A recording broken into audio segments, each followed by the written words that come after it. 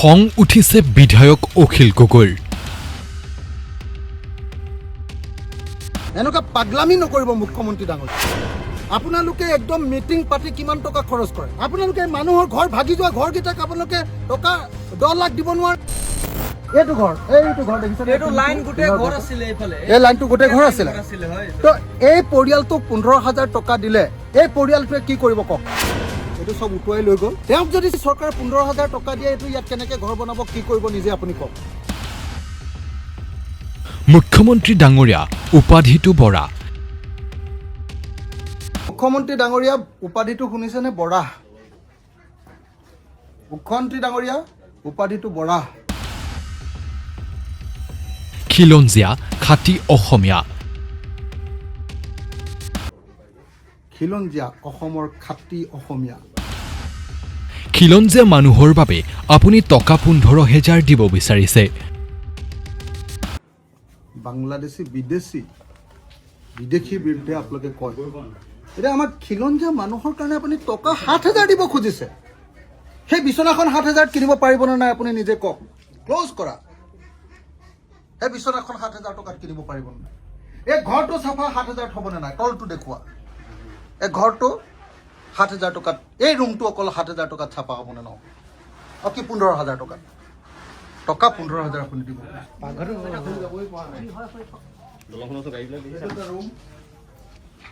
এইটো ৰুমৰ বিচনাখন ভাগি গৈছে, এইটো চাই লওক আপুনি। এইটো এটা ৰুম। এখন লোহাৰ বিচনা আছিলে, এখন ভাগি গ'ল।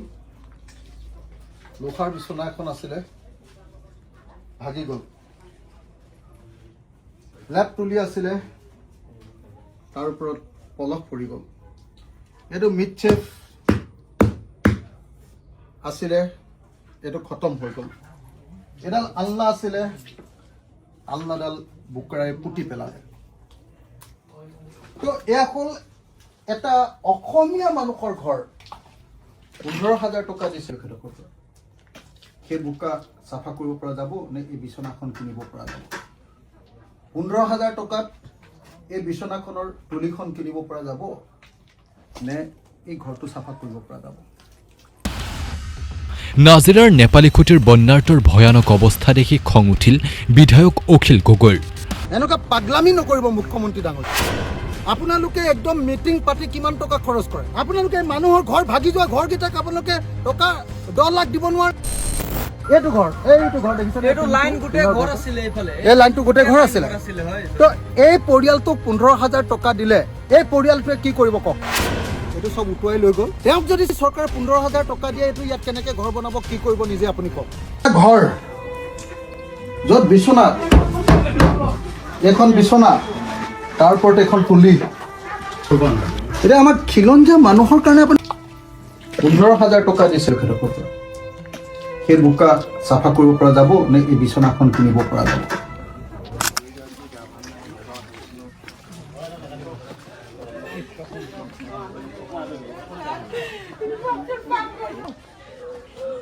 এইটো এখন ঘৰৰ,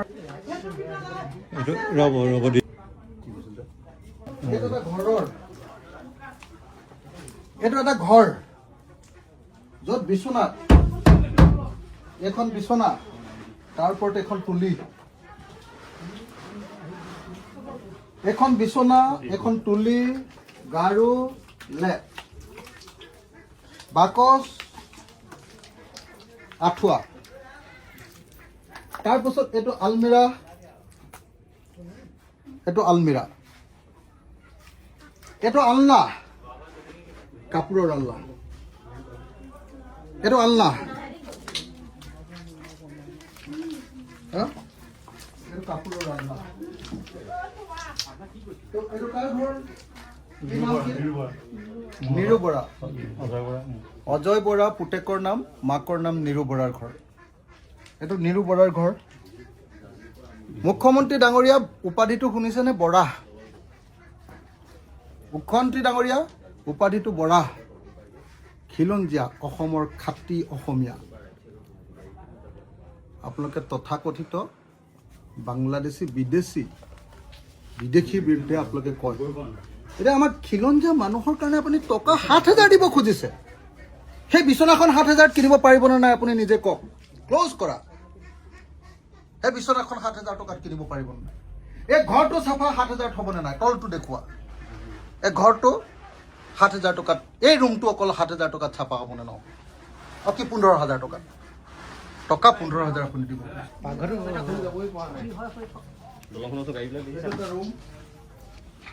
এইটো ৰুমৰ বিচনাখন ভাগি গৈছে এইটো চাই লওক আপুনি এইটো এটা ৰুম এখন লোহাৰ বিচনা আছিলে এখন ভাগি গ'ল লোহাৰ বিচনা এখন আছিলে ভাগি গ'ল লেপ তুলি আছিলে তাৰ ওপৰত পলস পৰি গ'ল এইটো মিড চেফ আছিলে এইটো খতম হৈ গ'ল এডাল আলনা আছিলে আলনাডাল বুকৰাই পুতি পেলালে তো এয়া হ'ল এটা অসমীয়া মানুহৰ ঘৰ 15,000 টকা দিছে সেই বোকা চাফা কৰিব পৰা যাব নে এই বিচনাখন কিনিব পৰা যাব 15,000 টকাত এই বিচনাখনৰ তুলিখন কিনিব পৰা যাব নে এই ঘৰটো চাফা কৰিব পৰা যাব লেপ তুলি সববিলাক খতম সব খতম এই পৰিয়ালটোৰ সম্পূৰ্ণ খতম পাকঘৰলৈ এতিয়ালৈকে যাবই পৰা নাই পাকঘৰলৈ এতিয়ালৈকে যাব পৰাৰ অৱস্থাই হোৱা নাই এইটো পাকঘৰৰ অৱস্থা তালৈ এতিয়া সোমোৱাই নাই এতিয়ালৈ এইটো সোমাব পৰা হোৱাই নাই বেৰ চেৰ ভাঙি চব লৈ গুচি গ'ল তলত এই ধানটো চাই একেটাই